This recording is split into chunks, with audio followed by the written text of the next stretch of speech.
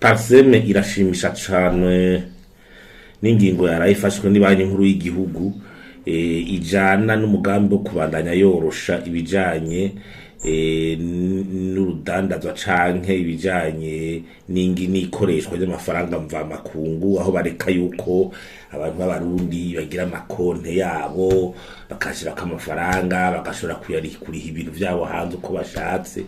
Mu bisanzwe twame tubisaba kuva kera kugira no muri iki kibazo c'amafaranga mva makungu gitere gitora inyishu n'ibyo birimwo kureka ico bita liberalisation, mwidegembye umuntu aronsa amadovize akayazana akashira mu mabanki mwakaguma ari gwiwe, mbwa amafaranga yinjiye mu gihugu arafasha kuko abari muri circuit monétaire. Leta niyumve kwinjiza ikintu muri circuit monétaire ko bifite akamaro naho bitabirinze guca ngo mwibanki nkuru y'igihugu canke aho rero niho mbona ko leta bariko baratangura gutahura. Ikindi nuko n'abashorera ibintu hanze barashobora kuvyijukira mu gihe barayafata inyunga benizo, ku buryo ushoreye ikintu hanze ayo madovize arayinjiza akabagwiwe ashaka kuri ibindi bintu nawe hanze akabikoresha, ashaka kuvoyaja hanze akayakoresha uko nigwiwe nico yaciwe ayazanye ngaha rero akayakoresha ashaka bagwiwe. Aho onye ni intangwe bituma abarundi bose bagenda kwazana amafaranga kandi hakaba traceability akinjira. Ico kintu kibandanya ahubwo n'ibindi bana ku buryo n'abanyamahanga baborohereza bakungumana kunda kuza bazana amadovize zijya ngingo ziza ngurerekana amahari yo yavundirije ngo bagize gute ziyadoze kwigufutwa amafaranga amadovize akinjira muri iki gihugu, bakorohereza n'abaturiste bose bakaza amafaranga akabagwabo mu mwidegembe.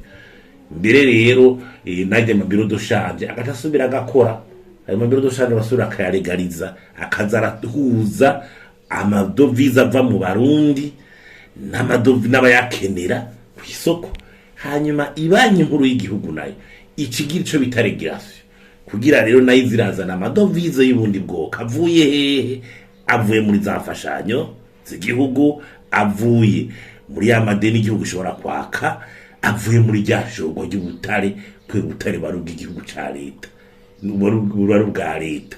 Nukuvuga rero yuko nayani madovize berebe nayicizana igihigira yashira mu mabanke nkuko vyahera kera byo bitama mu byo bitamashe berebe gizana amahana yashira mabanke ya madovize agwira ugasanga abantu bashobora kuja mu mabanki bashobora ku mabiro doshane bakaronka amadovize.